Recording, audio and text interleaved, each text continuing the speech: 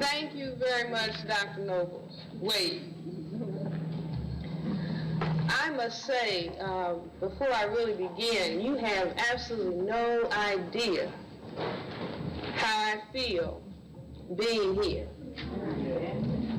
Because Dr. Wade Nobles left out one important thing. That when I was at Howard University, I had taught there for 7 years, from 1968 to 1975. And I had written the Cress theory of color confrontation and had proceeded to go around the country and lecture about it and to talk on radio and television about it.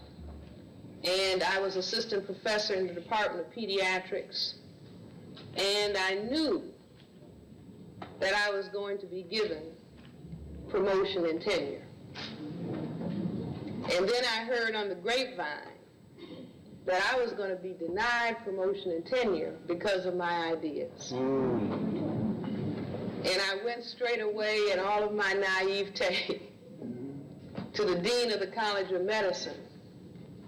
And I said, I'm sure you know I want promotion and tenure, but I'm hearing that I'm going to be denied promotion and tenure because of my ideas. And he said, that's right. And I was floored. But he laid back in his seat, reared back.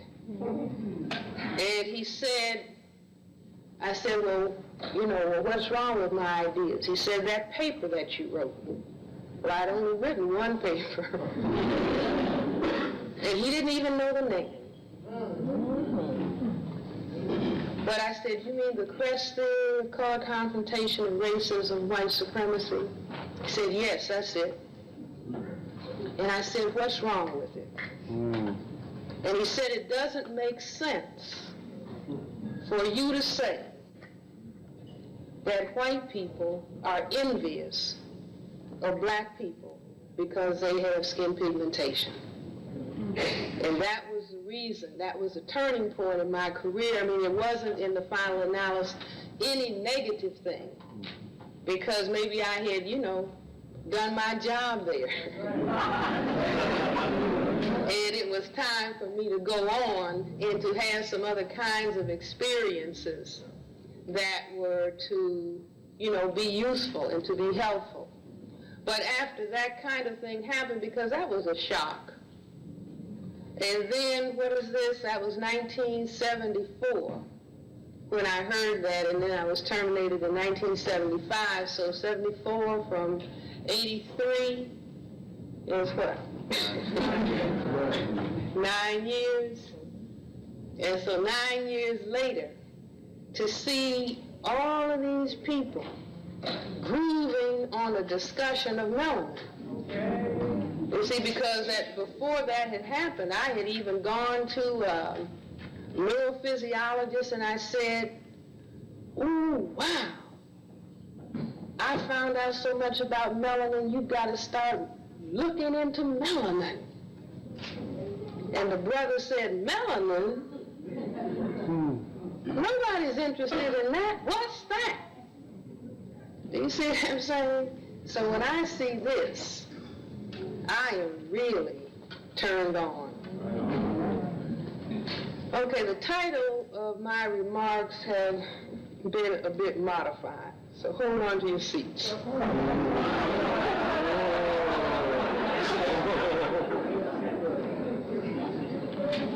This is the title.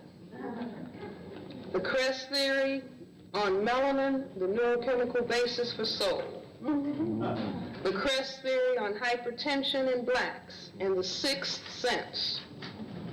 The Cress theory on the George Washington Carver phenomenon. The Cress theory on the Sirius mystery, that's S-I-R-I-U-S. The Cress theory on the Cosmic Chronicles and the Akashic Record. The Cress theory on oracles. The Cress theory on divination. The Cress theory on the Uri Geller effect. All right. You can see I didn't think I was going to be back in a long time.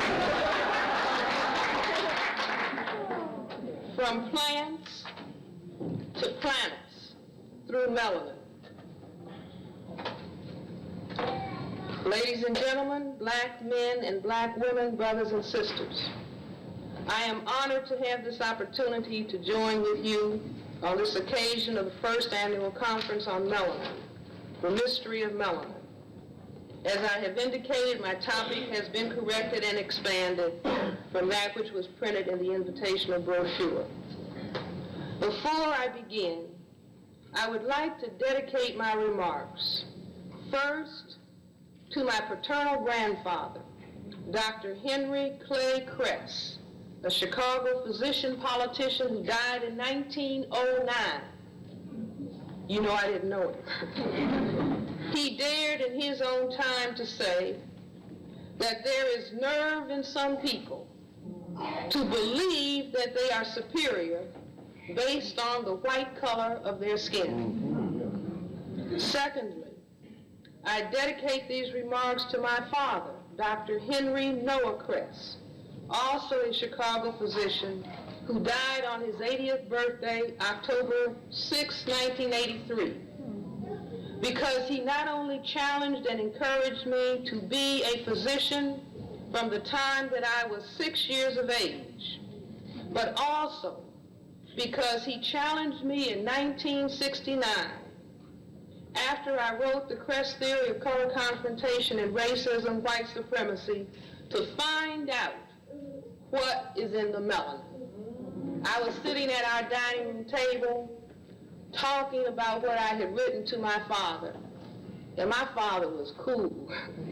And he said, now you've got to find out what's in the melanin.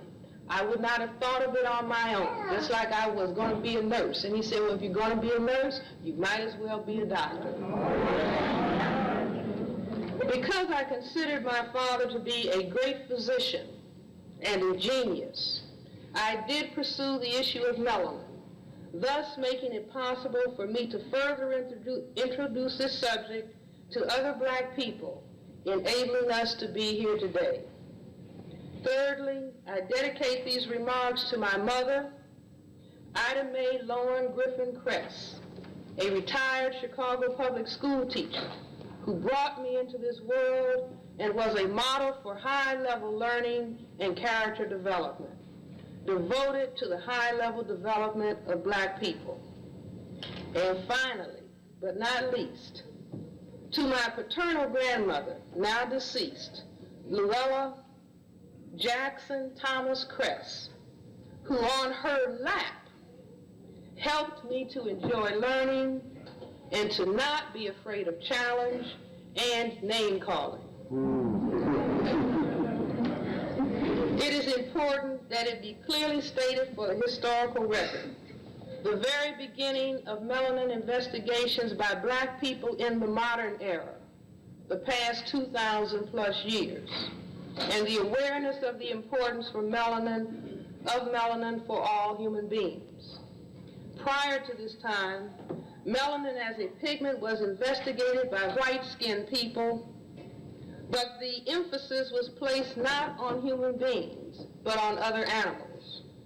The only focus in human beings was the importance of melanin as a shield from the ultraviolet rays of the sun, which often cause cancer in white-skinned people.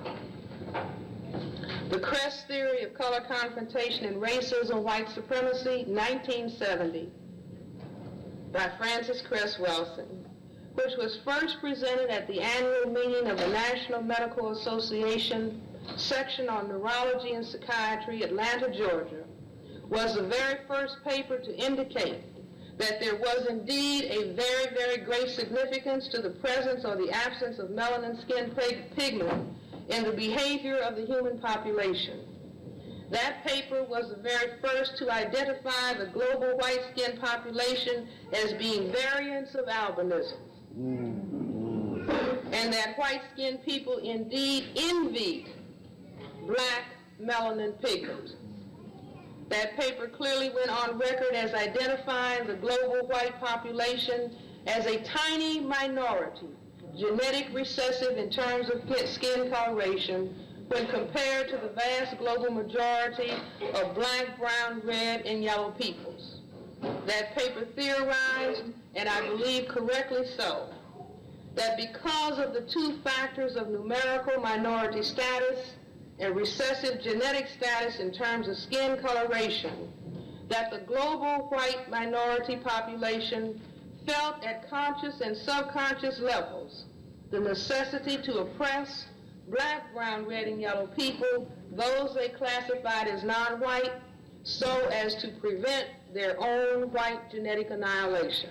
I stated that concern to be the most fundamental reason for racism, meaning white supremacy, a global behavioral phenomenon practiced by people who classify themselves as white in all areas of people activity: economics, education, entertainment, labor, law, politics, religion, sex, and war. These are the people behavior classification areas as designated in the textbook for victims of racism by Neely Fuller, 1956 to 1984. And let me say that I should dedicate these remarks to Mr. Fuller, because had it not been for his work explaining racism as white global power, I never would have raised the question why in my brain computer. And this would be interesting to some of you. Mr. Neely Fuller was born on October 6th, the same date as my father. Pursuing further the investigation of melanin, I was led to understand and to believe that melanin did influence behavior functioning in persons with skin color in comparison to persons who had a genetically determined absence of melanin pigment. My next paper was again presented at the 1972 annual meeting of the National Medical Association Section on Neurology and Psychiatry, Kansas City, Missouri. That paper was entitled "The Cress Theory on Melanin, the Neurochemical Basis for Soul." And let me just say this, that presenting these wild ideas, I mean, you take some flack when you do it. I can right now feel the vibrations that came from this group of physicians who listened to that paper, and it was like almost total silence. In that silence, I translated those vibes with my melanin.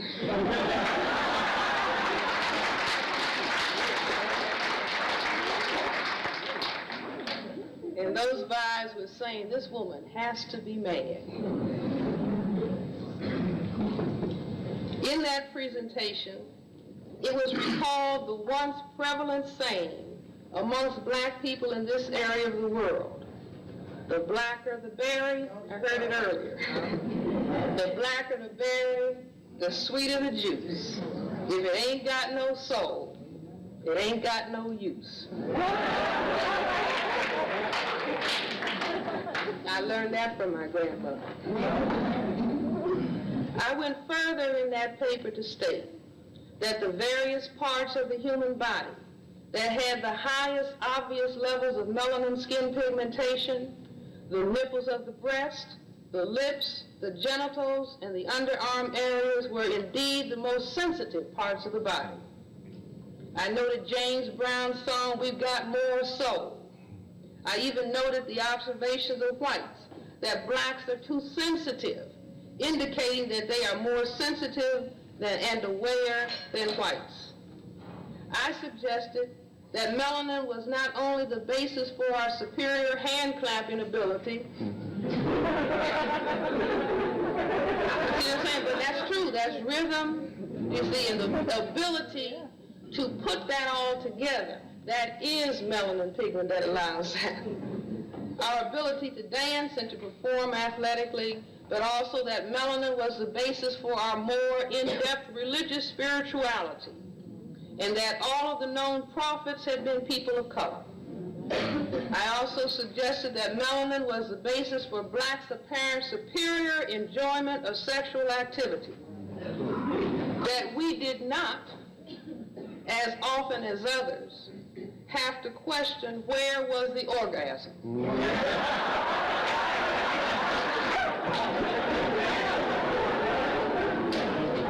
And let me just throw this in. I was in a training program in psychiatry, general psychiatry in St. Elizabeth's Hospital for 3 years in Washington. And I remember going to a seminar when all of the people who were at my training level, LeGrand's telling me I'm not talking loud enough. I was in a training program at St. Elizabeth's Hospital in psychiatry in Washington, and I went to this training seminar one day, and there were just a few blacks. You know how that is, and everybody else was white.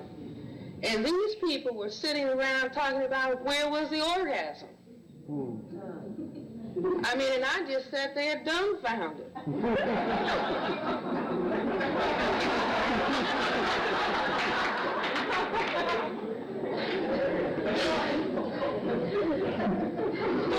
My next paper, entitled Blacks, Hypertension, and the Active Skin Melanocyte, was published in the June 1975 issue of Urban Health, the Journal of Health Care in the Cities.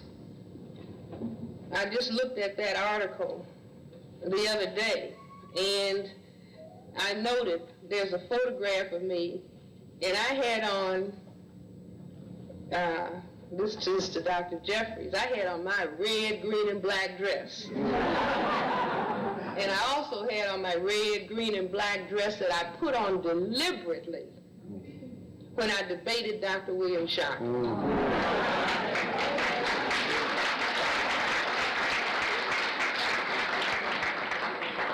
Now, I don't like to advocate that people look at that video, because that was the days when the dresses were up in the air.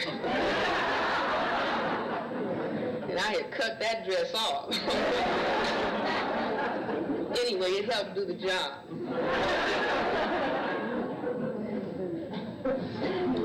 This paper, the 1975 paper in the Journal of Urban Health, I consider that, and I recommend it to anyone, everyone interested in the issue of melanin. In that paper, I indicated that the skin melanocyte, the cell responsible for the production of melanin pigment, was indeed a part of the nervous system, that it was also difficult for white-skinned people who have a genetic absence of melanin skin pigment to objectively discuss this magnificent black pigment in human beings and to give this black pigment its proper respect. Just as they found it difficult to give black and other non-white people proper respect. I indicated that the melanocyte and melanin, as part of the nervous system, was able, as a black pigment, to pick up possibly electromagnetic energy from emotional states. I said that black people were able to pick up vibrations from other people, and if people were under stress, we would pick up those vibrations from one another, and it would cause the blood pressure to be high. I also suggested that because of the way that the melanin pigment worked in its relationship to the phenylalanine, to noradrenaline or norepinephrine, that because of that the persons who had more pigmentation would have the potential for having the highest levels of blood pressure abnormality, meaning that really they were the most sensitive people, the people who could pick up more different kinds of energy. And if that energy vibrations were a stress, that they would respond at the highest level, but that in this particular context would be creating illness. I recall asking at Howard University Hospital to some of the internists, have you ever noticed a relationship between the level of pigmentation and the level of hypertension? Oh, well, Francis, that doesn't exist. You know, they say she's got color on her brain. But lo and behold, some white scientists, I believe in South Carolina, had found some peculiar relationship that the higher level of pigmentation, the higher the level of the blood pressure. I remember also asking fellow clinicians, did you ever see Parkinson's disease in very black people? Oh, there's no association. But they, white researchers, subsequently found out that the very black people did not have the same problems with Parkinson's disease because there's pigmentation in the skin that parallels levels of pigmentation in the substantia nigra, and so that there was not the high level of Parkinson's disease seen in very dark-skinned people. I further indicated that it was probably possible for melanin pigment to pick up and decode cosmic rays. I likened the role of black pigment melanin to the function of the green pigment chlorophyll in plants. I stated it is well known that biological systems utilize electromagnetic radiation both as a primary source of energy and also as a source of information. All green plants use light as a source of energy. To collect this energy, plants have a series of pigments, the various types of chlorophyll molecules that absorb certain frequencies of electromagnetic radiation. I got a letter from Harvard University, from the head of the Department of Electron Microscopy. And he said, "You have opened the way for all kinds of research." But I couldn't work at Howard. Okay. Thus, the above series of briefly summarized insights led me to next consider the very, very, very special abilities of Dr. George Washington Carver, a very, very black-skinned man referred to as the Wizard of Tuskegee. I now refer to what Dr. George Washington Carver was able to do as the George Washington Carver phenomenon. Every black school child, at least in past decades, learned the story of the orphaned black slave boy born in Diamond Grove, Missouri, of a slave mother and slave father who was destined to later be known throughout the world as the plant wizard, the man who could communicate with plants. As a child, he could heal sick plants. He once said, quote, "All flowers talk to me, and so do hundreds of little things in the woods. I learned what I know by watching and loving everything." Dr. Carver enrolled in Simpson College in Indianola, Iowa. He transferred to Iowa State College of Agriculture. By 1896, he had obtained his master's degree and was invited to join the faculty there. However, Booker T. Washington asked him to come to Tuskegee Institute in Tuskegee, Alabama. Because Dr. Carver wanted to serve black people, his own people, he accepted the offer of Dr. Washington. Dr. Carver had the habit of rising at 4 o'clock every morning to walk in the woods, bringing back numerous plants used to illustrate his lectures. He is quoted as stating, "Nature is the greatest teacher, and I learn from her best when others are asleep. In the still dark hours before sunrise, God tells me of the plans I am to fulfill." This is from The Secret Life of Plants by Peter Tompkins. When asked to discuss his method of knowledge and discovery, Carver answered that he never had to grope for answers, but that they came to him in flashes of inspiration as he walked in the woods.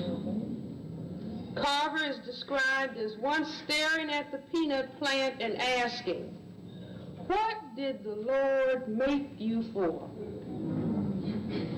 From Dr. Carver's inquiries to plants, from the leaves, roots, stems, and fruits of 28 plants, he was able to coax 536 separate dyes, which could be used to color wool, cotton, linen, silk, and even leather, producing 49 of them from the Scuppernong grape alone.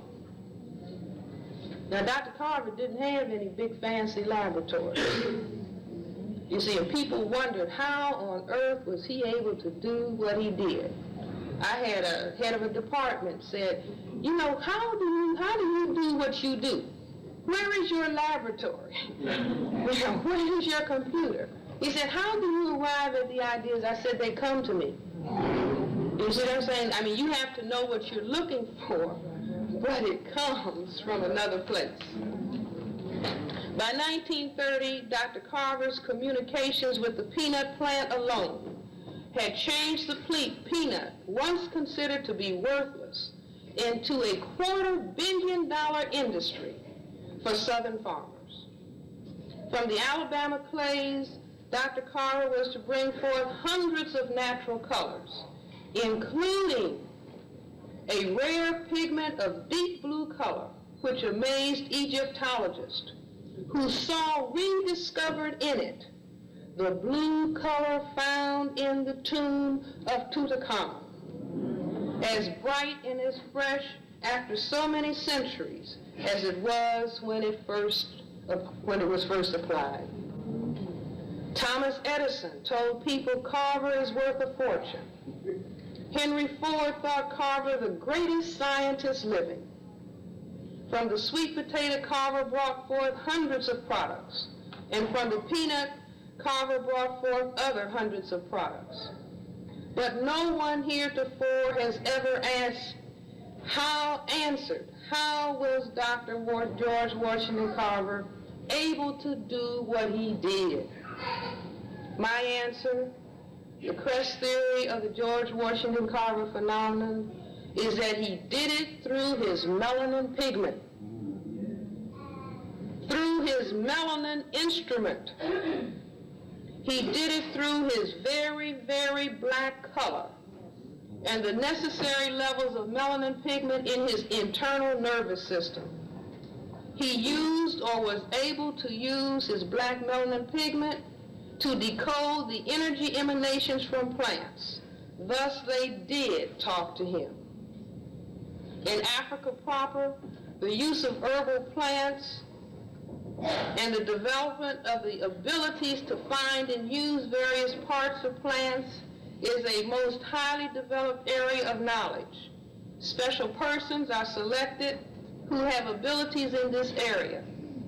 Other non-white cultures, such as in Asia, also have highly developed plant and herbal knowledge. It should here be recalled that there are many other cited accounts of other black people, other people of African heritage, who could go into the woods and find plants that were capable of specifically addressing a given illness. Dr. Carver discovered that oil from the peanut could be used to help treat victims of polio. In my own family, my maternal great aunt, Jenny Hayes, would often take my mother, her two brothers and sister to pick berries in the state of Michigan.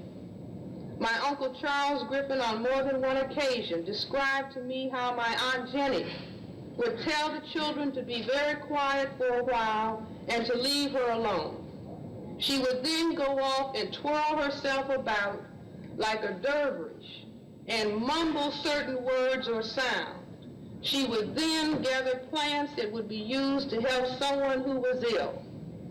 I now translate this behavior as she was putting herself in a certain trance state, in an altered state of consciousness or awareness, wherein she could read the energy emanations from plants and thus communicate with the plants so as to heal.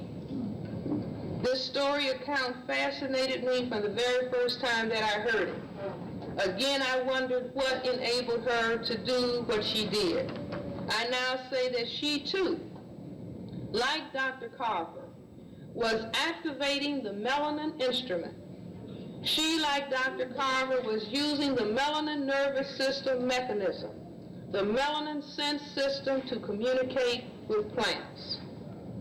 It is to be recalled that the Egyptian god Osiris was referred to as Lord of the Perfect Black. I translate this to mean that he was black. heavy crystal black, that's my term, in skin coloration, which would also indicate that there were very, very high concentrations of melanin pigment throughout the specific centers in the whole of his nervous system, not just his skin. Thus, he had the perfect instrument to communicate with all of the various energy frequencies which made up the known and unknown universe. Dr. George Washington Carver's very black skin pigmentation enabled him to pick up and decode the electromagnetic or other energy frequencies coming from plant life. He was also apparently tuning in to other sources of energy, meaning in the final analysis, information from other sources of energy in the universe that could tell him what to do. Recall that black is the most perfect absorber of all energy frequencies. That's why they refer to the most powerful source of energy or energy accumulation as a black hole. Quoting from the book Astrophysical Concepts by Martin Harwood, 1973, in the chapter An Approach to Astrophysics, Channels for Astronomical Information, he states, imagine a planet inhabited by a blind civilization. Human beings can see light, and we would expect to have a big head start in astronomy compared to any civilization that was just discovering or unable to use methods for detecting visible radiation. Not only must we be able to detect these information carriers, but we will also have to develop detectors that cover the entire spectral range for each type of carrier. Just as we are reaching for our first cosmic neutrino and gravitational wave detection, the possibility of yet a fifth channel for communicating has been suggested. The information carriers would be tachyons. These thus far hypothetical particles would travel at speeds greater than the speed of light. Ladies and gentlemen, the culture, the civilization that has the instrument to detect the entire spectral range of energy frequencies, meaning information carriers, is already at hand. That culture, that civilization consists of the people who have the highest concentrations of the black pigment melanin. That civilization is of African peoples, the black-skinned peoples. These were the same peoples that produced the man who could read the energy frequencies coming from plant life and thus be instructed as to what those plants were immediately capable of producing. I now wish to move further into a discussion of the Sirius mystery. For those who may not yet be familiar with the book by that title by Robert K.G. Temple, this work seeks to explain how the black people, the people of the Dogon Nation, now the book says tribe, but we're not going to say tribe anymore. We're going to refer to nations. The people of the Dogon Nation in Mali, formerly the French Sudan, how their priests had information concerning the system of stars Sirius, which was really more than 5,000 years old. This information, it was possessed by the ancient Egyptians in the pre-dynastic times before 3200 BC. Two French anthropologists had managed to get this information on Dogon knowledge from four head priests. They raised the question, these anthropologists, which heretofore has not been solved. How could men, with no instruments at their disposal, how could they know the movements and certain characteristics of stars which were totally invisible, and a star which was only discovered by white-skinned people in the last century with the use of the telescope? Only in 1970 was a photograph of Sirius B successfully taken by Irving Lindenbald of the U.S. Naval Observatory. The fact is demonstrated, and it is that the Dogon have an accurate general knowledge of the most unobvious and subtle principles of the orbiting of Sirius B around Sirius A. The Dogon also know the actual orbital period of this invisible star, which is 50 years.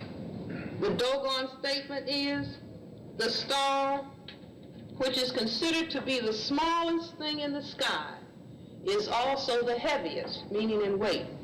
It is called Digitaria. It is the smallest thing there is. This is Dogon philosophy. It is the heaviest star. It consists of a metal.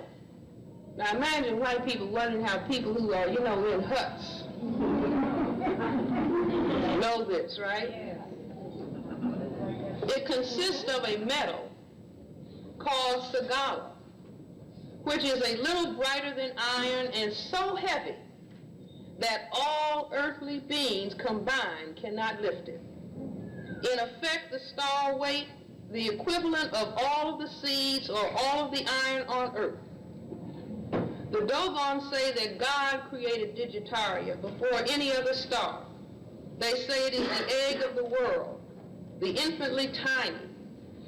And as it developed, it gave birth to everything that exists, visible or invisible. The white-skinned scholars, Robert K.G. Temple and others, believe that it is impossible for people they call primitive to have this masterful level of understanding. Their solution then to this mystery is that a superior white light-skinned civilization with astronauts traveled to Earth to leave this information with the ancient Dogons and Egyptians. The Cress theory on the Sirius mystery is that the very black-skinned Africans and Dogons and Egyptians, use their black pigment melanin to detect the energy information about this star system, which was central to the whole of Egyptian civilization. Just as the application of infrared techniques to astronomical observation is a recent innovation, long, long ago, black people, African people, were able to use the application of melanin in the pineal glands or other melanin centers in the body to make astronomical observations. I even go further to theorize that because of the particular characteristics of the star Digitaria, as known by the Dogons and the Egyptians, that all energy information generated by activity on the planet Earth returns to that energy gathering station. Are you following me? I'm saying that all of the activity, everything that occurs on the Earth, everything is energy. See, it's just different frequencies of energy. We are all energy. Okay. And that energy goes up to Sirius B. That is why the Dogon also refer to it as a star of knowledge. Even further, I theorize that it is possible to tune into this star of all knowledge. This star thus becomes the place where souls return after they leave the human body. Thus, its most critical place in the Egyptian mystery system. And I say that Sirius B is, how many people have heard of the Cosmic Chronicles and the Akashic Record? You see what I'm saying? Where you can tune, those people who can tune in and pinpoint whatever happened. And let me just do this. See, how many people know about communication satellites? I hope we got some engineers or physicists. I just know about it generally. But here's an antenna system on Earth, and it sends information up to the satellite, and then if you got a receiver down here, you can get it. So I'm saying here's the planet Earth, and this information is going up to Sirius B. Check it, and then somebody down here can tune in and get it. If you know how to use the melanin, you can tune in and get it. So you know what happened back here in the past, you know what's happening now, and because of, time, some of the physicists will have to talk about time. Time isn't what we think it is. So what seems like the future at some points can be the present.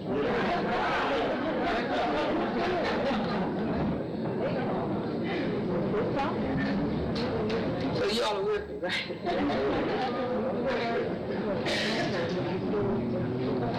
I say that this would explain the black oracles at Delphi and Dodona and elsewhere that we learn of now from the Greeks. These were African priestesses who could tune into the information contained at digitaria. This is Welsing theory, right? And thus could predict the future. So the Greeks would go to these African priestesses, and they were situated in certain places where the information, you know, like you can't put an antenna just any old place. You put it in certain places because of the whole structure of the universe. In certain places you can get the message, and I guess certain places you would get static, right?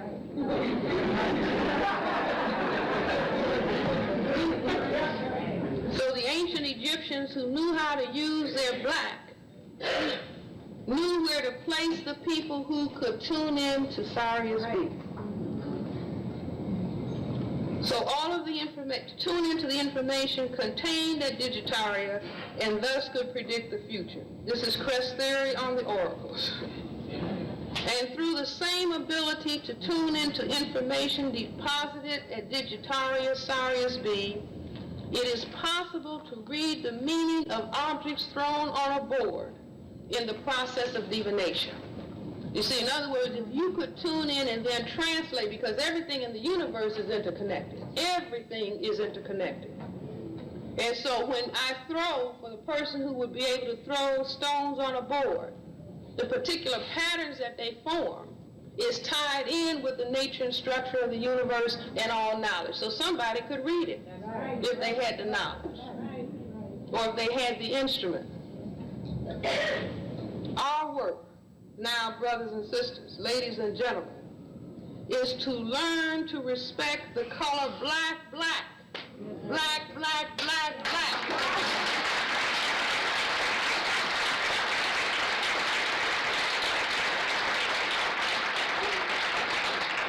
Not when it's seen on a pocketbook or in a pair of boots, but when it is seen on the human skin. We can then move to gain knowledge of the black centers hidden within the body to then manifest justice and peace on the planet Earth. In closing, I would like to share the Cress theory on the Uri Geller effect. Uri Geller is the Israeli psychic. How many people have seen Uri Geller? Okay, TV or something like that, right?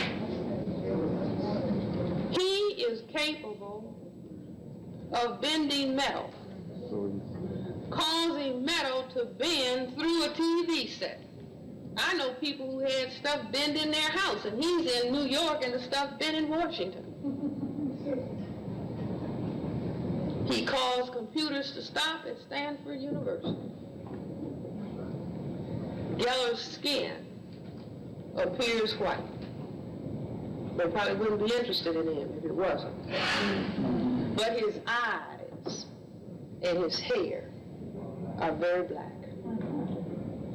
At some point, somebody made a mistake, some reporter, and said his eyes were blue. Check it.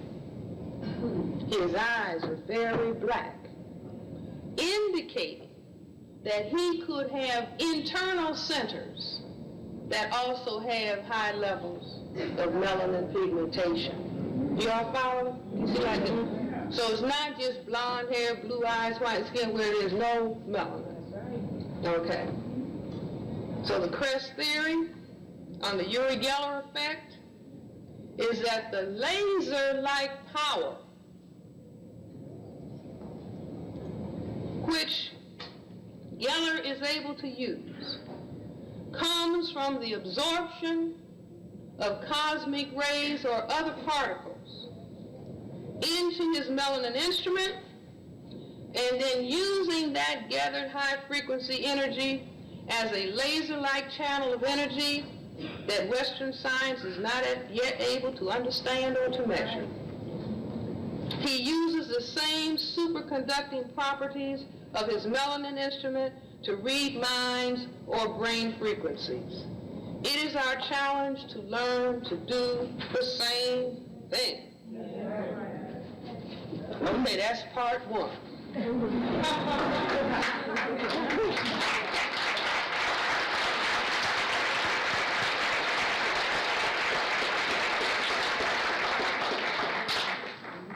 Okay, part two. See, if you were to say, well, how do we use the melanin instrument? I really couldn't tell you. But I can tell you that I have used the melanin instrument. But it is not something that I have a control over as such. I think that the first time that I would say it must be the melanin instrument was in 1967, when I was sitting on a number of occasions in my office when I was doing a fellowship in child psychiatry. That was 1967. And I kept, in the evening I would be sitting there writing cases or doing something. I know it would be quiet. And this voice kept coming to me. It's like it comes in here. See, it's not, but it's like, you can translate what it says, but it's not like you're hearing it in here. It's in here. And this voice said, go to the Black Power Committee meeting. Now, I don't go, I'm not like a meeting-going person or a group-joining person, but this kept saying, go to the Black Power Committee meeting. And it would come day after day, and it was not anything disturbing. It was just like a, calm, neutral, but go. And then I didn't go, and it would come again, go, and I didn't go, and it would come again, go, and I finally went. And after I went to the Black Power Committee meeting, that was when I met Neely Fuller. And that's what got me started on the Cress theory. If it hadn't been a voice saying go, I never would have gone, I never would have encountered, nothing would have happened. Another occasion in which I would say it's got to be the melanin instrument, I was sitting in my house. This was 1967 in Washington. It was in December, the first part of December, and I had come home, and you flop down, you're tired, you sit on the couch, and it's like, woo. And so I did like that. And then I saw like a big, gigantic, it was like almost the size of the wall that I was facing. Like I was sitting on the couch looking at this wall. It was like a TV screen in living color. And my brother-in-law, Colonel Robert Lawrence, who was in astronaut training at Edwards Air Force Base, he was up in the sky in this plane, and he was in his flight suit in this airplane, and he was trying to get out of the plane, and he couldn't get out, he couldn't get his parachute open, and so it was like a crash. And I just said, wow, what was that? I'm in my house by myself. I'm, wow, okay. So I just, I said, ooh, I just dismissed that. And I went downtown, came back, walked in the house, the telephone was ringing, picked up the telephone, and my mother said Bob has been killed in a plane crash. And I just started screaming, I saw it happen, I saw it happen. You see, because at the very time that I was sitting there was at the very time that his plane was going down. You see, so I can't, I know that was real just like I'm standing here. Like they say, I know God is real, right? Okay. On another occasion, I was going to lunch with a friend, so we were at work, and I said, I've got to stop home and I've got to get some money. So I drove to my house, And I go in my house by opening the garage door, you know, and just going in. And something, the same voice said, don't go in the garage. I never go in my front door. Don't go in the garage. Just cool. Don't go into the garage. And I stopped my car in the drive. I got out of my car, started walking around the front of the house. I see a brother going down the street, and he's looking back at the house. There's only about 3 houses on the block. He's looking back. And so I'm picking up paper, taking time, picking up paper. So when I get to the steps and walk up the stairs, here's a brother on the top step. So he says, does Betty Jane live here? And I said, no, Betty Jane lives here. So I put the key in the lock. He goes on down the steps. I go in the house. To make a long story short, I said, oh, wait a minute. One of the locks is off, but I said, how did I forget that? Anyway, I get in the house, and then I'm thinking, well, maybe I'll call the police and say that some brothers are trying doorknobs because it didn't seem right. So I did that. Then I went the other way, and my curtains in the living room, the curtains were drawn, the couches were pulled out, went in the bedroom, and the drawers had been turned out on the bed. If I had gone in the house the regular way, I would have walked in on the brothers. I don't know what would have happened, but a voice said, don't go in the house. You see? Now that communication, see, old people would talk about something like that. And with us, having been brought to the civilization of the people without melanin. And so when they said that was stupid, we said it was stupid.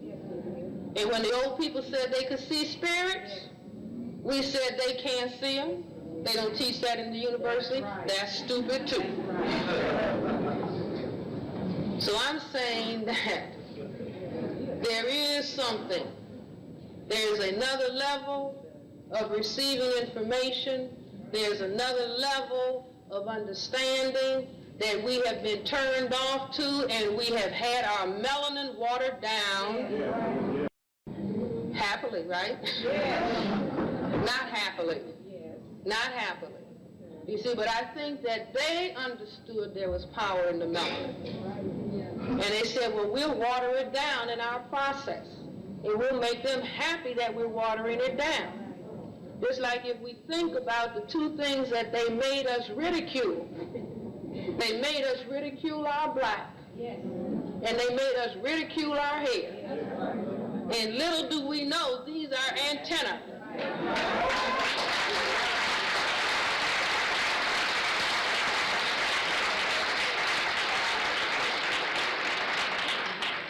Does your TV antenna work when it's falling down? I want me some straight hair. No, it only works if it's standing up on its own, saying, come in, data, come in. Okay. Okay, part 2. Recently, well, I'm going to talk about AIDS.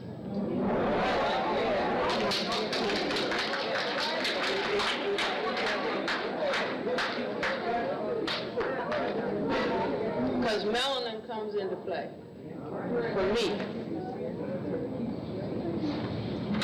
That all discussion about AIDS, my brain computer was saying, it doesn't sound right. It's not right. Something's wrong with it.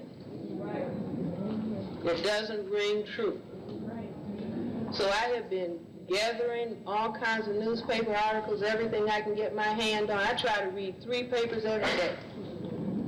New York Times, Washington Post, Washington Times, because you got to read all the pieces.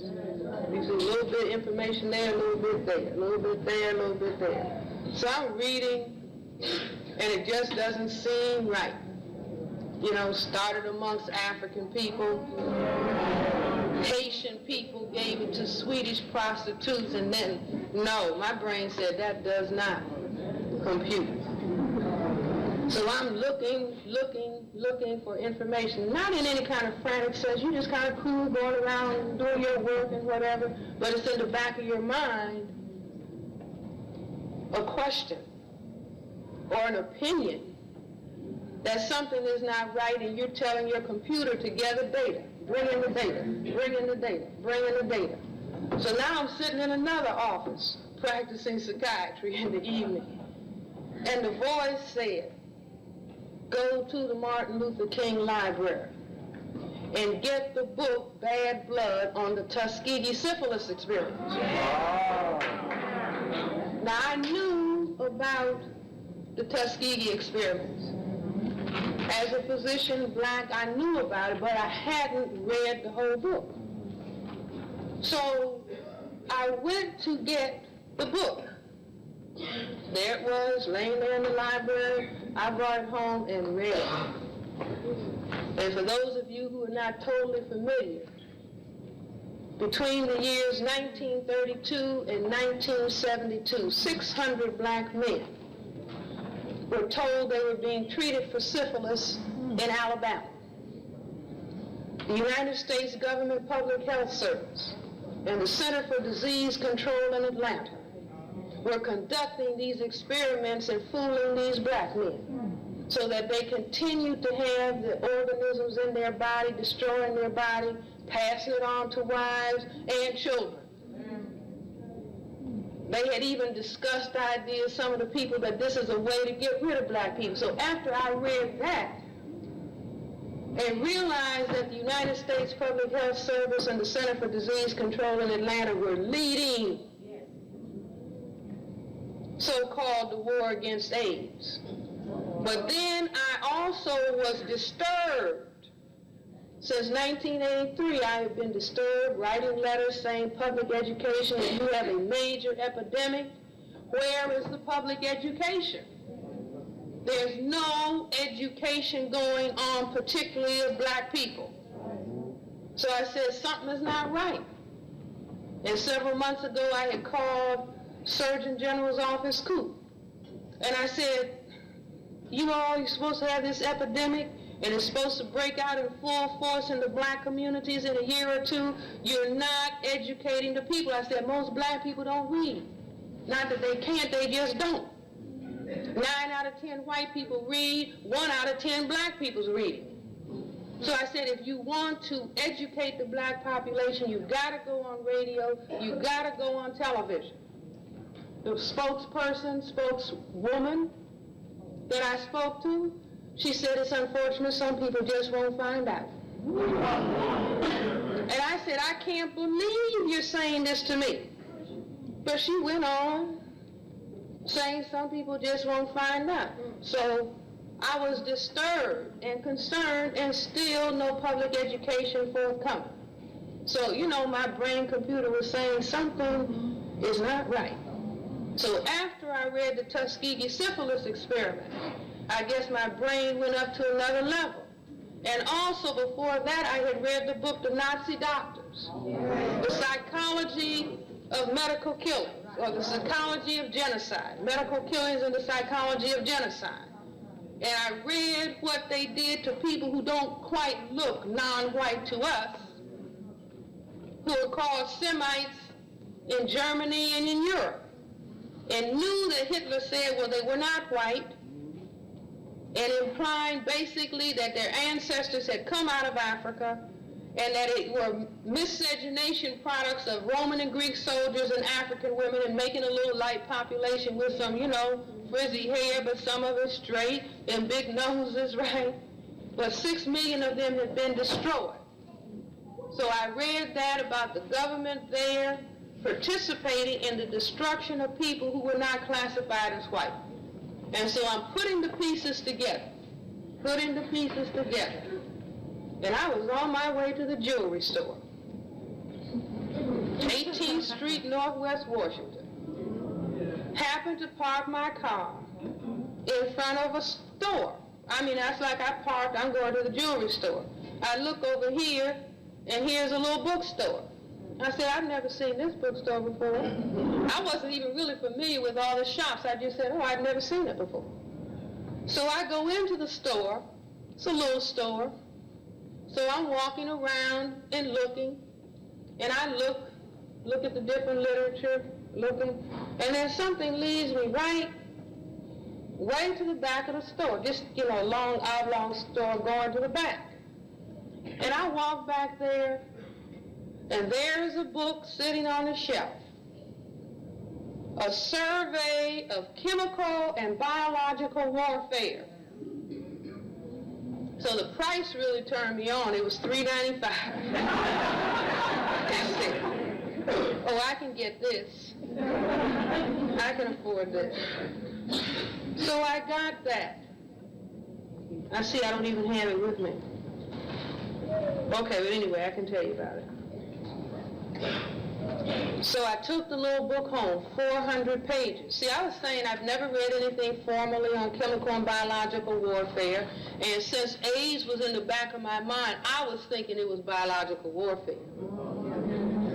And I had said it was biological warfare on a radio program until proven otherwise. Oh, here, this brother, here it is. Okay? So, John Cookson, Cookson, and Judith Nottingham, Nottingham, Monthly Review Press. These are some British people, British political scientists and biochemists, and biochemists, geneticists, and political scientists. So check this. I go home. I sit down on the side of the bed. I was not going to read these 400 pages just because I was busy. I work about 16 hours a week. So, no,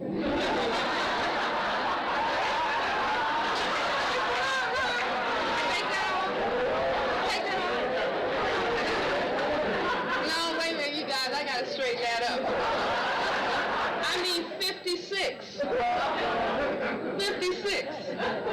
40 in my full-time job, about 16 hours in my private office, okay. So I didn't really, I didn't have time to read all these pages. It would be important to do it. So I'm sitting on the side of the bed, and I just flipped this book open. Page 322. I mean, I just did like this. You know how you go through, like, and right down at the bottom of 322 is a discussion of the AIDS virus. It is called vervet monkey disease.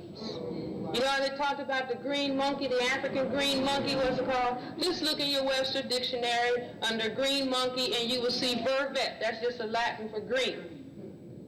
Listen, I'm reading from the paragraph above. A considerable amount of knowledge is necessary for the aggressor. That's the person who's going to use a biological warfare weapon. It is also preferable that the persons attacked have no vaccine, the victims. Next paragraph. The question of whether new diseases could be used is of considerable interest.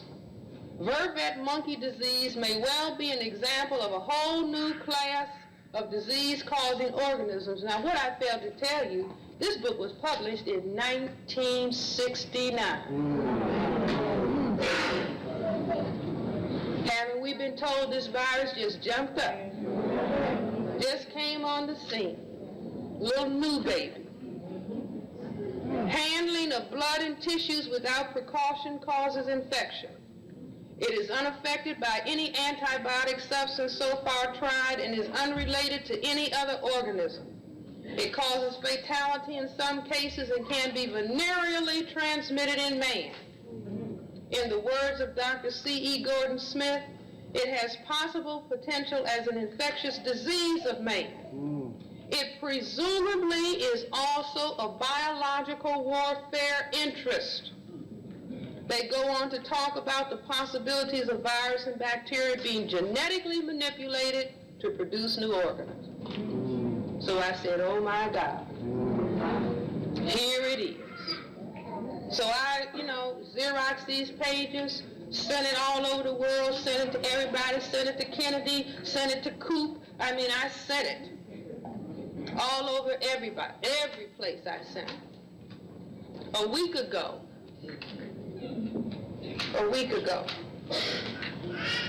I'm opening the book.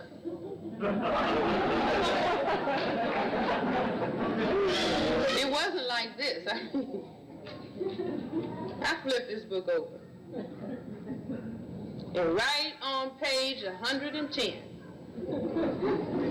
listen to this, ladies and gentlemen. Just recently, a great deal of useful work has been done on the vervet monkey disease, which caused 7 deaths in Germany.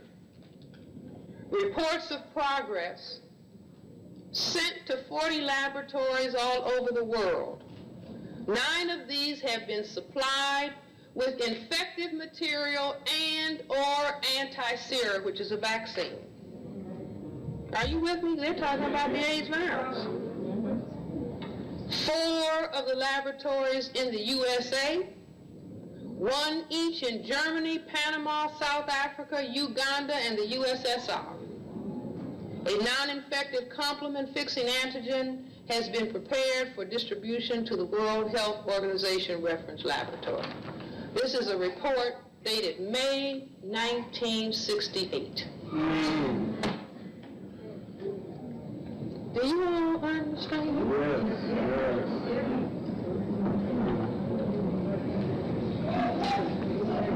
A person whose name is May Brussels? Okay. I saw in the March 31st National Examiner newspaper that she had talked about on the TV, on the radio. She talked about the Pentagon working on this organism as early as 1962, and that it was designed to counter anything that the Soviet Union might do, but somehow they sent it to the Soviet Union.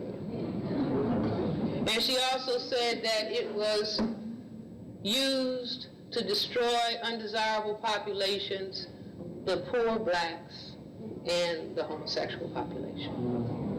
Now, anybody who is a student of Nazi Germany, I consider myself to be, Hitler destroyed the homosexuals, and then he got rid of the people he was classifying as non-white. And I say that the white homosexual population was used as the cover so that we wouldn't say, oh, everybody's colored. So they got a white undesirable group in their terms, and so they attacked, put the virus with that group, and then put the virus with the colored people. And so we are supposed to assimilate 50 million dead people. That's the number that they are projecting. 50 million. It was 6 million Semites of the Jewish religion that people go around talking about the Holocaust. Do you understand? Now I say that if I didn't have an understanding of white supremacy, I wouldn't either. The data would have been there and it would have passed me by. If I didn't understand what went down in Nazi Germany, meaning a white supremacy state in high gear, I would not have been able to put this in perspective. If it hadn't been for melanin operating and taking me in that bookstore and letting those pages fall open when I sat on my bed, I would not have this information. Do you understand what I'm saying? So I say that it's important to talk about melanin. But if we don't talk about AIDS, and if every black man, woman, and child does not change your behavior,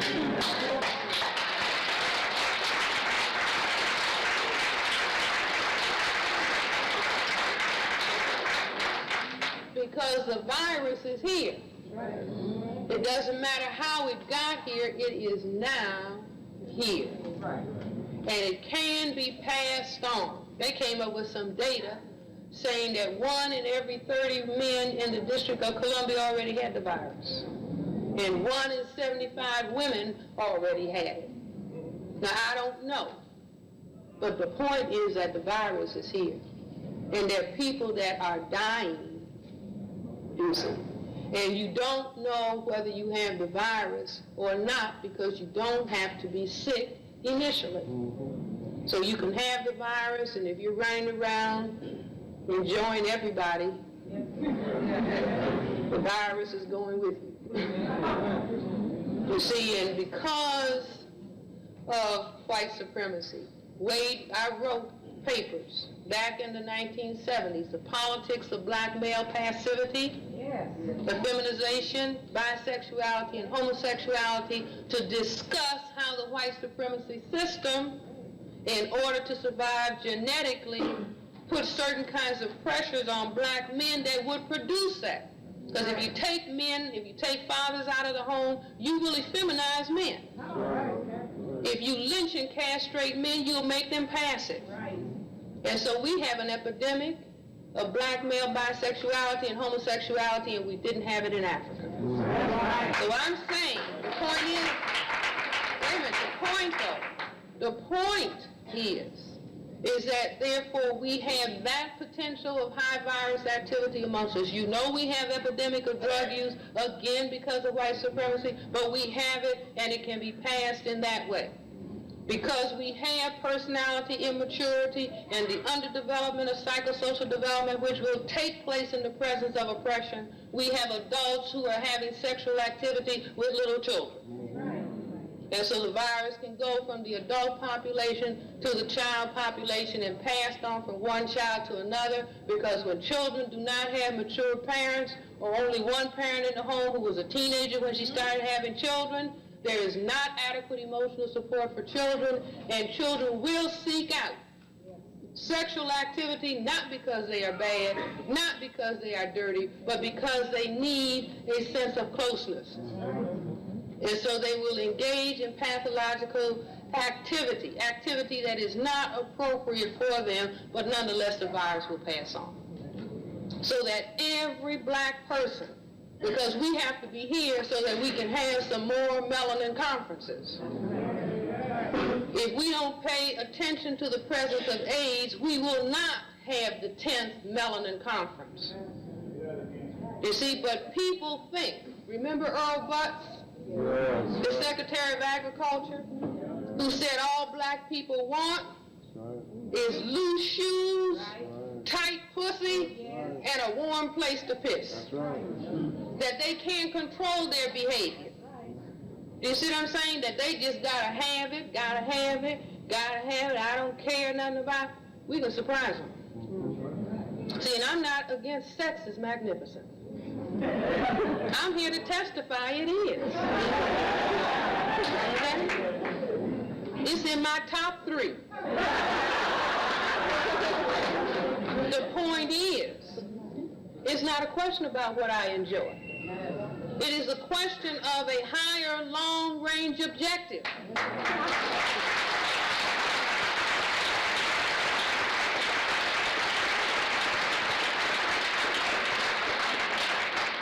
Black people were put on the planet to bring justice and peace. That's how come the people who are supposed to dispense justice under white supremacy have on black robes. The people who are supposed to know about God, they also have on black robes. You see what I'm saying? That comes through even under white supremacy. So no, we have a purpose in being here. And our purpose is to make the planet and the universe right. We can be wiped out if we are not into the behaviors that are going to allow us to be here. And not only that, see, just like when Howard University said you can't teach here anymore, I was supposed to go on. That negative was really what was sending me on, what? To a higher level. And the AIDS virus. You see, by causing black people to pull in, stop being so loose. You see, when you corral and you control any urge, and you bring it on under your discipline, you lift your character to another level.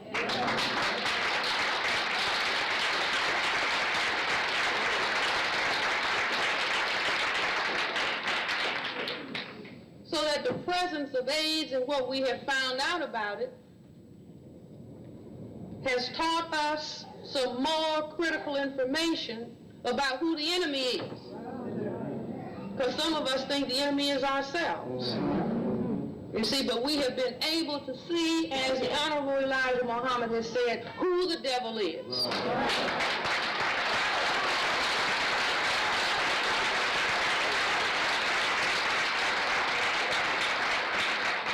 Because only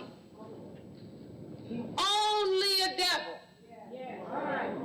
a doer of evil and injustice, could calculate and manufacture an evil and put it on people.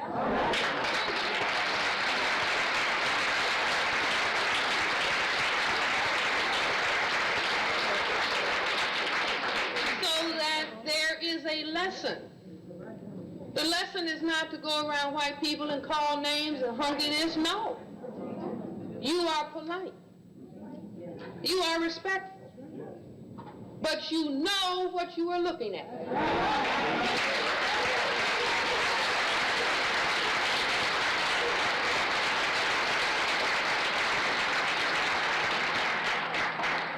So maybe we can finally get it into our heads that we are playing a game just like a game of chess. And it's two sides to the chessboard.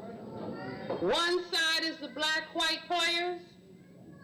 One side is the white players. The other side is the black. The lesson in self-respect and everything that we have heard by all these brilliant people who have talked thus far at this conference, I'm not talking about myself, I'm talking about the other people. Seriously. All of those brilliant people are to help us get into respect of black so that we can play the black side of the chessboard and stop running around talking about, I want to be on the white team.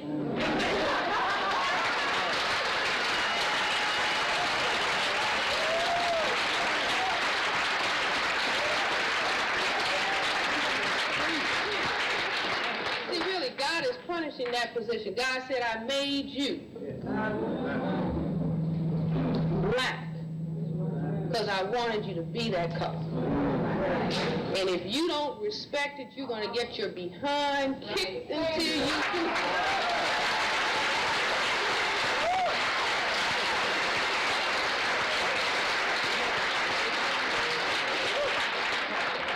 So we're trying to do what she wants us to do.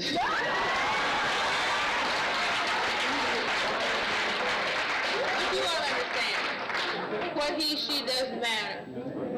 God is all the energy in the universe. Okay? But we are supposed to be on course. And we have been captured, and we have been confused, and we have been turned upside down, and we have been turned around, and we have been sent in the other direction.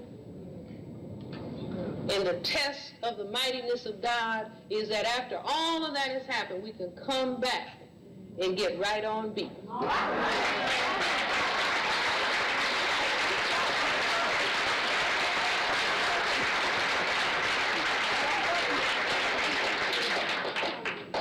So we are going to surprise the universe.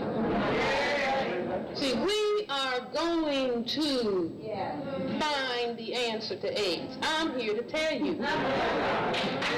See, if we don't find it, we will find it through our behavior, or we will find it through other means. And if we can get a sufficient number of people into the respect of their blackness, they will move in this universe, and they will move among the plants, and they will move wherever they need, and they will find the neutralization for that wicked virus, even if they don't bring it. But I do think this. I think the position of every black person and everybody who calls themselves a black leader, if they're not talking about AIDS, and if they're not raising the question, why was this written about in a book in 1969? I only had one question. I sent a letter to the American Medical Association. I said, why? I sent it to the American Psychiatric Association. I sent it to the United Nations and said, just explain it to me. How this little virus that was just supposed to come on the scene, why is it in a book published in 1969? And since the books have gone everywhere, the white people know that the books are gone everywhere. And you haven't heard anybody address that. They just have all these goo-gobby stories that are just lies, disinformation that don't ring true.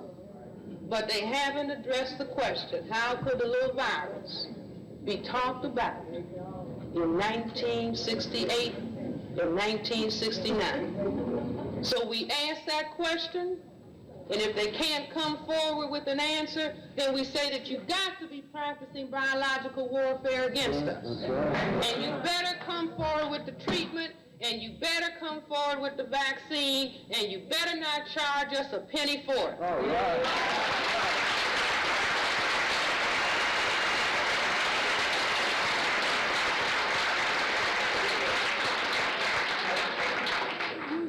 Any so-called black leader that's not raising the question is simply a follower. Now, ladies and gentlemen, I could talk all night.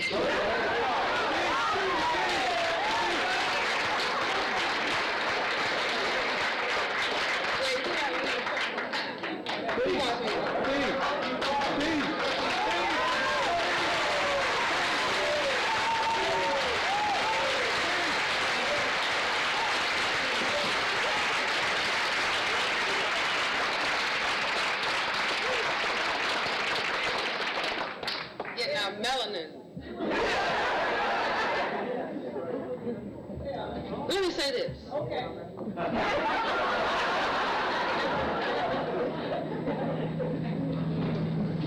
See, somebody amongst the perfect black people, see, we're going to have to get an army. We're going to call all of the perfect black people. Come forward. Honestly. See, it's not a question of better, but we got to get the people with the power. See, everybody's got to train to use the melanin instrument. But those perfect black people, the ones that everybody talked about, think about it. Nobody wanted any children to color telephones.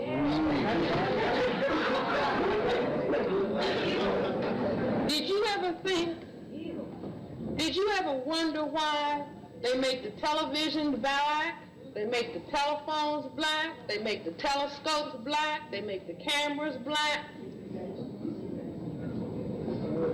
They have to make the technology to compete with what some people already have in their nervous systems. See, they're trying to make those instruments that can see energy, take pictures, do all kinds of things. But I'm saying this, nobody, doesn't matter whether you're black and white as a driven snow or perfect black. We all have to respect ourselves at the maximum level.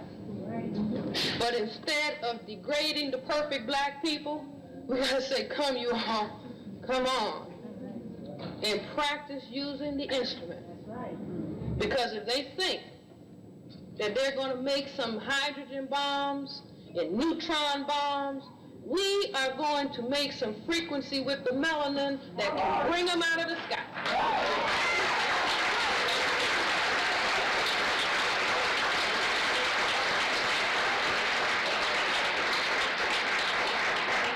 We're going to make some people's Star Wars programs look pitiful. We're going to have some melanin counter-war, weapons of justice. All of this evil of killing, the obscenity has got to stop. All the underdevelopment of children has got to stop. All of the people who are playing around with making children and don't know what the hue, H-U-E, man being is supposed to be, has got to stop. See, we got to have simultaneous war on many fronts. We are stopping AIDS. We are going to stop children having children.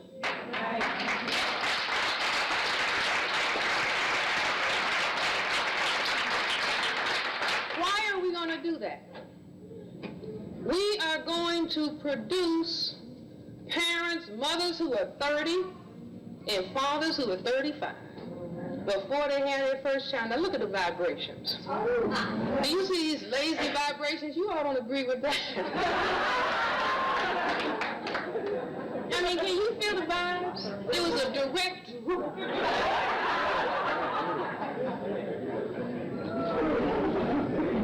I feel it. Still cold. But what am I talking about? See, it is a war. This is Armageddon. It is a war between the forces of good and the forces of evil. And white supremacy is the army of evil. And we have to produce soldiers who are willing and able to fight for justice. If you mistreat a little child because you are an underage, underdeveloped mother, an underage or underdeveloped father, you are going to produce one of the black people that is behind bars. There are thousands of black men behind bars, having sex with each other. Now that is what the war of white supremacy produced. But if we say, oh no, we're getting this thing together. See, it's just like learning tactics and strategies, playing the black side of the chessboard. No, we are going to produce mature mothers and fathers. So those mothers and fathers can produce soldiers. See, not people who are playing all the time, but use your pineal gland visualization screen. Bring to mind some tall, calm, quiet black people moving around with great dignity, men and women, quiet and great dignity. And they are controlling the forces in the universe. They're not going to be doing it like this. That won't get it.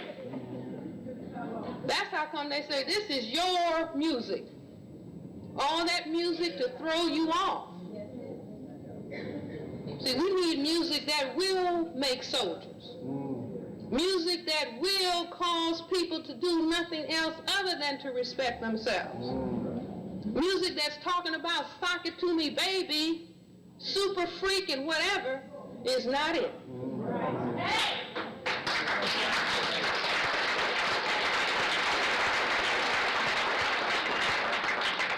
But those are some masterful plays coming from the other side of the chessboard. That's why I say to white people, you all are masters.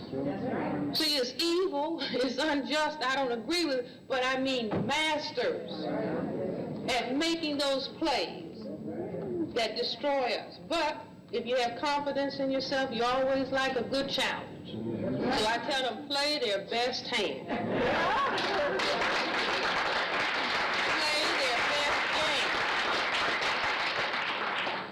How many people know that the under 14 chess champion in the United States is a black child? The first United States chess champion was a black man, light-skinned in New Orleans. They tried to play like he wasn't. And how many people know that Ray Charles is a master chess player and can't see the pieces? Plays with people who can see. Master chess player. Okay? So, ladies and gentlemen, I want to let you all ask me some questions.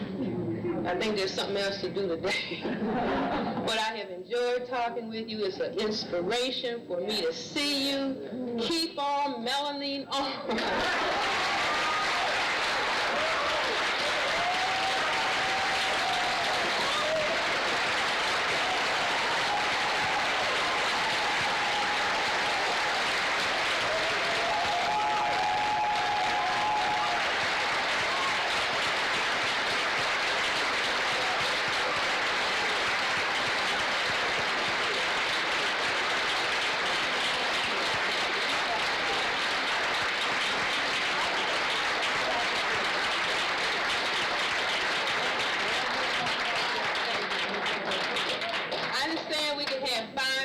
Somebody help me count. Any questions?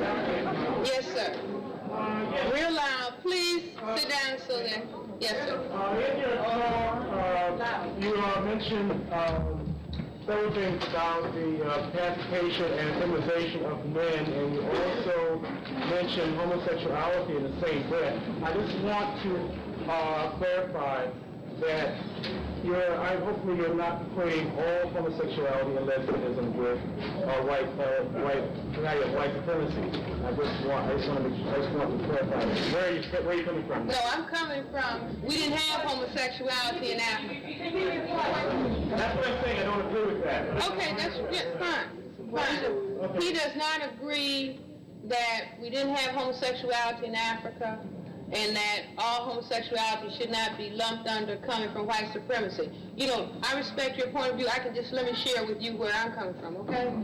That if you do remove men from families and you give relative power to women, that you will effeminize sons. First of all, because the women are angry with the men. Right.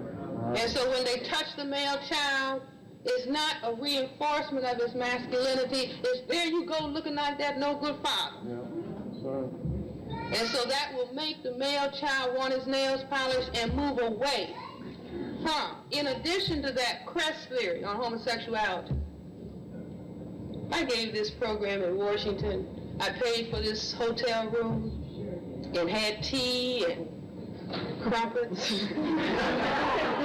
And I was going to discuss the theory of homosexuality, not for the purpose of putting down anybody. That wasn't the point. But to talk about white supremacy and homosexuality evolving out from under white supremacy. And guess what? The only people that came were my family and 2 friends. Okay, but what I say is that if we look at the symbolism of the behavior itself, penis in the mouth, penis in the anus, which means that semen is being taken into the gastrointestinal tract. Now that means that there is a cry for male reinforcement. Now homosexuality was the dominant form of sexuality in Greece and Rome. I say that the white people are albino mutants that came from black people. Black people put them out and chased them up into Europe, and that's how they got in Europe. Okay, then they came back, but they're looking across the Mediterranean at those black men. And white men look at black men and see the standard of masculinity. And so they were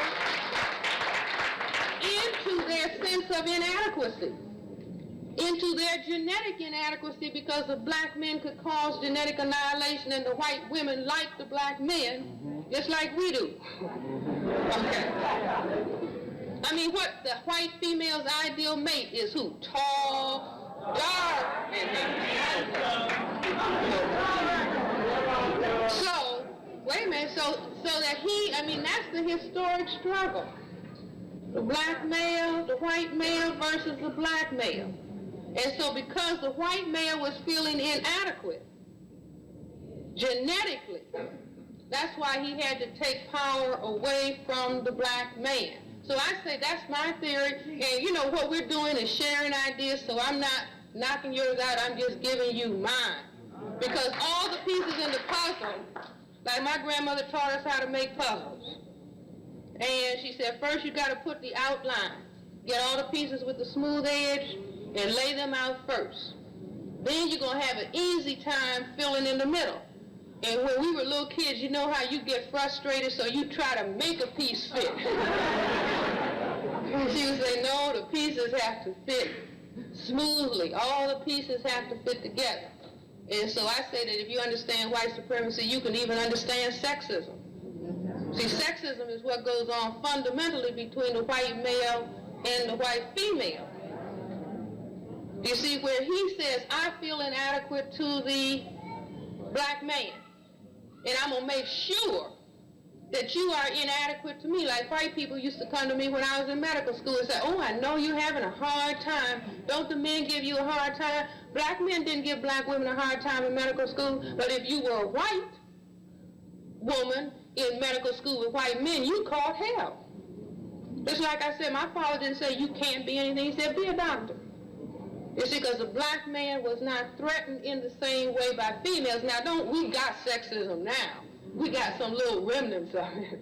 But we don't have what exists in the white population. And I'm saying that you can put all the pieces together if you understand the white position. And just like they've got what? Mostly heterosexually transmitted AIDS in Africa because the people are not into homosexuality. You see what I'm saying? And they don't have drug addiction because for the most part, they may be developing some of it in the cities. But if you take good care of babies, you will immunize children against drugs. See, if children have mature mothers and fathers, they don't have that kind of longing, that heroin. You see, in other words, under ideal conditions, if the black mother and black father mature, have a baby, by holding the baby and by the confidence, they're turning on the melanin centers to do their own work. And so the baby feels comfortable and is able to create those patterns of chemistry, neurochemistry, on its own. And so you could even put, here's your daily supply, Francis, of heroin. Here's your cocaine. You have to come to the central office and get your cocaine. And here's your marijuana. And here's your PCP.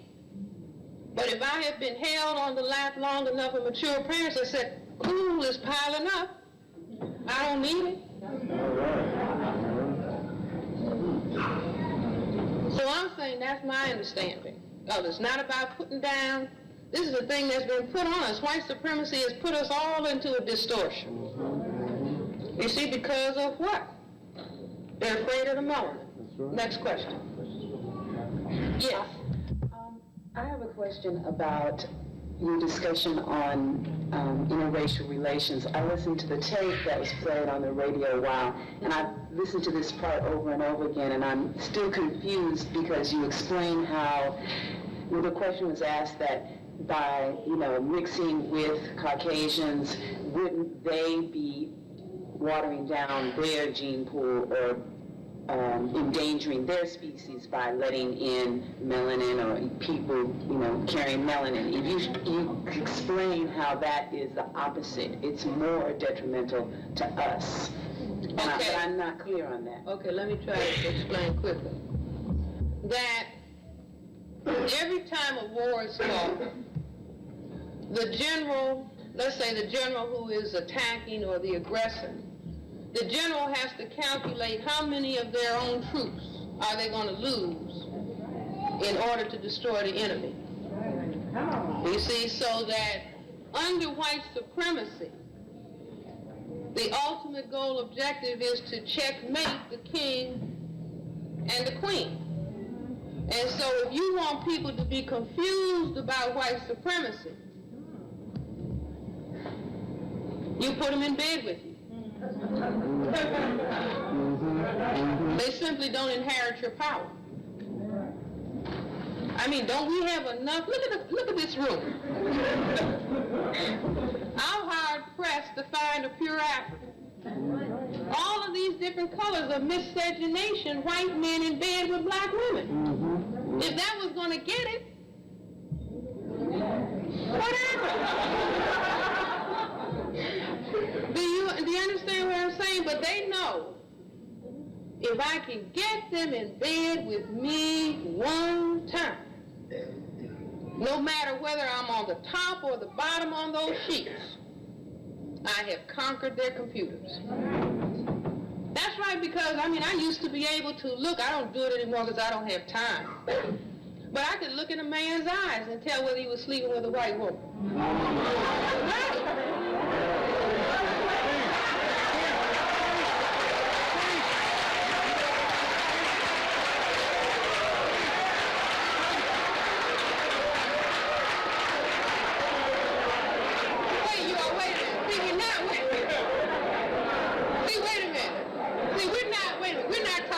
Putting down. We're talking about the war. There are many ways to kill a soldier. That's right. You see, just like your grandparents would say, there's a lot of ways to skin a cat. You see, and so some people are, look, if you don't believe me, heck, there's some material from both a speech that he gave to his cabinet in South Africa. That's right. When he talks about the sex squad. That's right. Sikkim, Caroline, I mean, that looks like a black man that's going somewhere. Get in bed with him. Have you seen all these black ball players, $1 million ball players, fighting the dust? Do you know the older black man a coach told me? He said they do it, Dr. Welsing, with women. They get a little blonde woman, and she's looking up to this 6'8", 7'2" giant. Ooh, you're wonderful. I'd like to go out on a date with you. Third date, she introduces him to drugs. Because he's vulnerable. Every black man, I mean, maybe we got some exceptions who'll stand up. Brothers, if you all will testify, who is your ideal image? Do you understand what I'm saying? Who's the ideal image? Because black women know, I mean, it's like, oh, he's so cute, he's so light-skinned, he's got that curly hair, and the men are saying, ooh, who can withstand Cynthia Finkelstein? Blonde hair, blue eyes, blonde hair falling all over a black arm. That soldier's bitten the dust. That's why Neely Fuller says in his book, a black man who is trying to counter white supremacy, and a white girl says, white lady comes along and says, oh, aren't you in the office down the hall? I'd really like to talk with you sometime. And Neely Fuller says, I don't go into any room with you alone.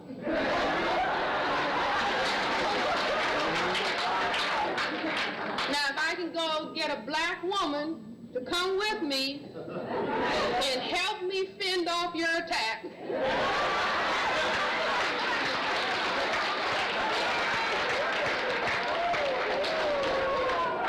now that's it. You, wait a minute, you know how you conquer the enemy? By knowing your enemy and knowing yourself. 1,000 battles, 1,000 victories. My own nephew said to me, he's 28 years old, maybe when he was about 24, 25, he said, Francis, what do you think looking at those magazines, Penthouse, Esquire, you know, all those naked white women? See how quiet it is, ladies and gentlemen? Do you understand? Do you see how quiet the vibes just went trickling on down? Now you spend time looking at that. What kind of attitude can you have towards me? Just like a black woman, she's looking at Jesus, blonde hair and blue eyes. Jesus, I love you. Jesus, save. Now how is she going to really relate to a black man? Ladies and gentlemen, I think I have run all over my side.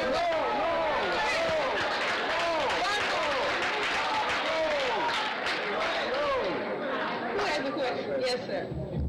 Make it easy. I understand that Mary was about 14 or 15-year-old when she had Jesus. Now, you may think you can keep the young people from making babies like they've been doing for millions of years. I don't believe that myself. Either we're going to have to take care of our grandkids.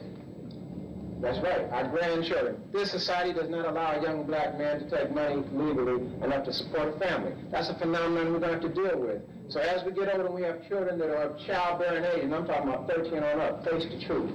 We're going to have to be ready to take care of them grandkids. And if the education don't go through the 14, 15-year-olds, we're going to have to teach the grandkids. And that's what's going to happen. You're not going to keep, and haven't stopped it for millions of years, young people having babies. No such thing as children having children. If they have children, they're not children. He really wants to get me going.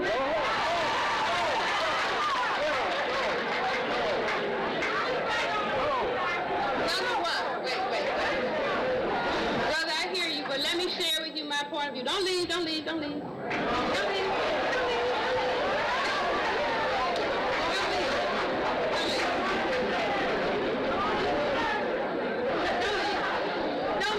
We have to stop being so materialistic and selfish. And we have to look at the real values that we're talking about. So, let me just answer in these words. Melanin thinking doesn't accept the word can't. Okay?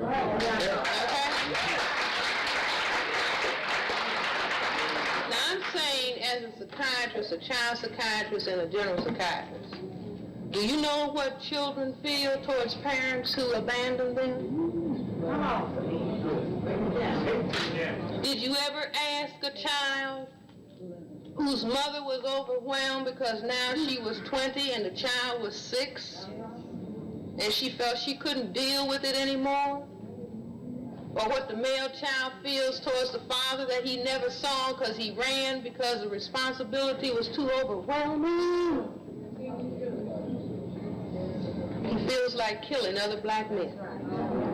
And so if we want to understand the black male on black male homicide, you got to come to terms with little children who say, you made a contract. When you got in bed and brought me into existence, you made a contract to stay with me and to take care of me. Now, grandmother was fine. Auntie was fine. The foster home was painful. The adoptive parents gave me everything materially that I want, but I want the people who brought me into this world. So if you are going to make people strong, we've got all kind of people taking heroin out of depression because they never felt mother love and father love, on cocaine. So I understand where you're coming from. If a child is here, it's got to be taken care of. But you've got to know that that personality has already been warped. And we're not going to make it, and we're going to teach the children why they can't do it. Absolutely. If you think that you can't stop having sex, that's like saying I can't stop urinating when I want to. You can control urinating. You can control moving your bowels into the appropriate place. And you can learn when to put the penis and the vagina together to bring it down. Because it's